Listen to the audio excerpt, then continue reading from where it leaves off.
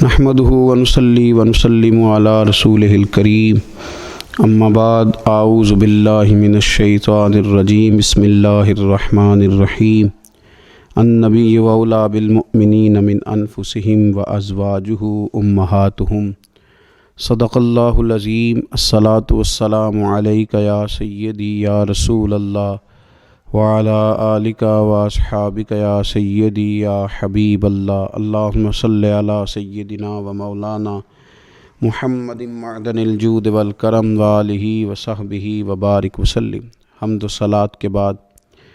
اللہ تعالیٰ نے قرآن مجید میں ارشاد فرمایا ہے کہ النبی اولی بالمؤمنین من انفسہم، فرمایا یہ نبی مسلمانوں سے ان کی جانوں سے بھی زیادہ قریب ہیں۔ وازواجہ امہاتہم، اور ان کی بیویاں مومنوں کی مائیں ہیں۔ نبی پاک صلی اللہ تعالیٰ علیہ وسلم کی تمام ازواج مطہرات مومنوں کی مائیں ہیں۔ مومنوں کا ان کے ساتھ خصوصی تعلق محبت ہونا چاہیے، رشتہ عقیدت ہونا چاہیے۔ اپنی ان ماؤں کے ساتھ مسلمانوں کی دلچسپیاں بڑی خوبصورت ہونی چاہیے۔ ہر لمحہ ان کی عقیدت مسلمانوں کے دلوں میں بڑھتی رہنی چاہیے۔ ہماری ماؤں کو، ہماری بہنوں کو، ہماری بیٹیوں کو، ہماری آنے والی نسلوں اور اولادوں کو مومنوں کی ان ماؤں کی سیرت کے ساتھ ہمیں آگاہ کرنا چاہیے۔ وہ خوبصورت زندگی جو ان پاک بیویوں نے گزاری اور وہ طرز حیات جو ان ازواج مطہرات نے چھوڑا، وہ طرز حیات ہمیں سبقاً اپنے گھروں کے اندر اس کی تعلیم دینی چاہیے۔ اکثر سیرت نگاروں کے نزدیک سیدہ طیبہ طاہرہ حضرت ختیجۃ الکبریٰ رضی اللہ تعالیٰ عنہ کا یوم وصال رمضان المبارک میں ہے، اور بعض نے لکھا رمضان المبارک کی 10 تاریخ کو ہے۔ کائنات ارضی پر جن لوگوں نے وفا کی تاریخ لکھی اور اس دھرتی پر جن لوگوں نے وفاداری کو حسن، وقار اور خوبصورتی کے ساتھ قائم فرمایا، اور جن کی تاریخ انسانیت کو زندہ رکھے گی، اور جن کا نام قیامت تک لوگوں کے لیے مشعل راہ رہے گا، اور جن کی محبتوں سے لوگ خیرات حاصل کرتے رہیں گے، ان میں ایک نام ہے سیدہ ختیجۃ الکبریٰ رضی اللہ تعالی عنہ کا۔ حضرت ختیجۃ الکبریٰ رضی اللہ تعالی عنہ نبی پاک صلی اللہ تعالی علیہ وسلم کی سب سے پہلی زوجہ ہیں، اور یہ وہ خوبصورت خاتون ہے جن کی موجودگی میں نبی پاک علیہ السلام نے دوسرا نکاح نہیں فرمایا۔ یہ حضور کے نکاح میں آئیں اور 25 سال انہیں حضور علیہ السلام کے ساتھ رفاقت کا شرف حاصل رہا۔ بڑی امیر تھیں، بڑا مال تھا، اللہ نے بڑا نوازا تھا، لیکن انہوں نے ہر چیز حضور کے مقدس قدموں پہ نچھاور کر دی۔ انہوں نے اپنا سارا مال لا کے حضور کی بارگاہ عالی مرتبت میں پیش کر دیا، اپنی ساری توجہات حضور کی خدمت پہ لگا دیں۔ حضور علیہ السلام جب کفار کی ظلم و ستم سے، ان کی طرف سے آنے والی تکلیفوں سے پریشان ہو کے لوٹتے تو یہ مقدس خاتون میرے قریب محبوب کی دلجوئی کرتی۔ گھر کے اندر نبی پاک صلی اللہ تعالیٰ علیہ وسلم کا حوصلہ بڑھانے کے لیے اللہ تبارک و تعالیٰ نے حضرت ختیجۃ الکبریٰ رضی اللہ تعالیٰ عنہ کو منتخب فرمایا۔ آپ حضور علیہ السلام کی خدمت کرتی، حضور سے محبت کرتی، حضور کی ساری اولاد سوائے ایک صاحبزادے کے حضرت ختیجۃ الکبریٰ کے بطن نور سے ہوئی۔ اس ملکہ نے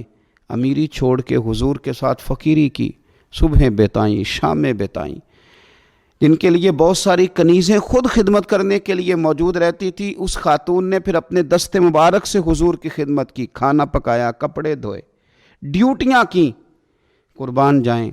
حضرت عائشہ صدیقہ رضی اللہ تعالیٰ عنہ فرماتی ہیں میں نے رشک کیا ہے ساری زندگی حضرت ختیجۃ الکبریٰ پر۔ اتنا ذکر حضور کرتے گھر میں ان کا، اتنا ذکر کرتے، اور کبھی ہم ذکر چھیڑ دیتے کہ حضور آپ حضرت ختیجہ کا ذکر کرتے ہیں، تو پھر تو حضور اور زیادہ سیدہ ختیجہ کا تذکرہ کرتے، اور زیادہ محبت کے ساتھ ان کی بات کرتے۔ یارو کبھی آپ غور کریں کہ یہ وہ عظیم خاتون ہے کہ جن کی سہیلیوں کے ساتھ بھی حضور اچھا سلوک فرماتے، ان کی سہیلیوں کو تحفے بھیجتے، کھانا پکا پکا کے ان کے گھروں میں روانہ کرتے، ان کا پیار کے ساتھ ذکر کرتے، ان کا تذکرہ کرتے۔ آپ کو بخاری مسلم میں حدیث ملے گی، حضرت ابو ہریرہ رضی اللہ تعالیٰ عنہ ارشاد فرماتے ہیں کہ حضرت جبریل امین علیہ السلام حضور کی خدمت میں حاضر تھے، تو حضرت خدیجہ الکبریٰ رضی اللہ تعالیٰ عنہ کھانا پکا کے لا رہی ہیں، تو حضرت جبریل امین علیہ السلام عرض کرنے لگے، یا رسول اللہ یہ ختیجہ کھانا لے کے آ رہی ہے، اس کے برتن میں آپ کے لیے کھانا ہے، سالن ہے۔ حضور جب ختیجہ آ جائے تو اسے اس کے رب کا سلام کہہ دیجئے گا، رب نے ان کے لیے سلام بھیجا ہے، انہیں اللہ کا سلام کہہ دیجئے گا، رب کریم نے سلام بھیجا ہے۔ اور فرمایا رب کریم نے ان کے لیے جنت میں ایک گھر بنایا ہے اور میں اس کی بشارت دینے آیا ہوں، وہ موتیوں سے بنا ہوا گھر ہے جس کے اندر کوئی شور نہیں ہوگا، کوئی تکلیف نہیں ہوگی، جو رب کریم نے سیدہ خدیجہ الکبریٰ کے لیے بنایا۔ بڑا بڑا لوگ مدر ڈے مناتے ہیں، ماؤں کا دن مناتے ہیں، ماؤں کے لیے لفظ کہے جاتے ہیں، شعر کہے جاتے ہیں، پھول بھیجے جاتے ہیں، پیار کی بولی بولی جاتی ہے۔ کائنات میں اگر لوگوں نے مدر ڈے منانا ہے، ماں کا دن منانا ہے، تو سیدہ خدیجہ الکبریٰ کا دن منایا جائے، اس ماں کا دن منایا جائے جس نے ماؤں کا وقار بلند کیا، اس عظیم خاتون کا دن منایا جائے جس نے لوگوں کو بتلایا کہ کائنات میں وہ بیویوں جن کے خاوند، جن کے شوہر دنیا میں کوئی بڑا کام کر رہے ہیں، وہ عورتیں اپنا کردار اس طرح کا بنائیں کہ وہ معاون بن جائیں، وہ مددگار بن جائیں۔ اگر وہ عورتیں حضرت خدیجہ الکبریٰ رضی اللہ تعالیٰ عنہا کا نقش قدم تلاش کر لیں گی، ان کا اسوہ نور اپنا لیں گی، تو ہو سکتا ہے کہ ان کے خامد اگر کوئی خیر کا کام کر رہے ہیں، کوئی بھلائی کا کام کر رہے ہیں، کوئی خدمت دین متین کر رہے ہیں، اس اسوہ کو اپنانے کی وجہ سے وہ ڈبل کام کر سکیں گے، شوہر پہلے سے زیادہ خدمات سر انجام دے سکیں گے۔ اس خاتون نے اپنی وفاؤں کا رخ اس طرح موڑا کہ اگر میں کہوں کہ وفا کا دوسرا نام ہی سیدہ خدیجہ الکبریٰ ہے، اگر میں کہوں کہ ادب کا دوسرا نام ہی سیدہ خدیجہ الکبریٰ ہے، اگر میں کہوں کہ شوہر کی فرما برداری کو کسی ایک جملے میں سمیٹا جا سکتا ہے، تو اس جملے کا نام سیدہ خدیجہ الکبریٰ ہے۔ سلام اس ماں پر جس ماں نے ہمارے پیارے محبوب علیہ السلام کو اتنا زیادہ پیار کیا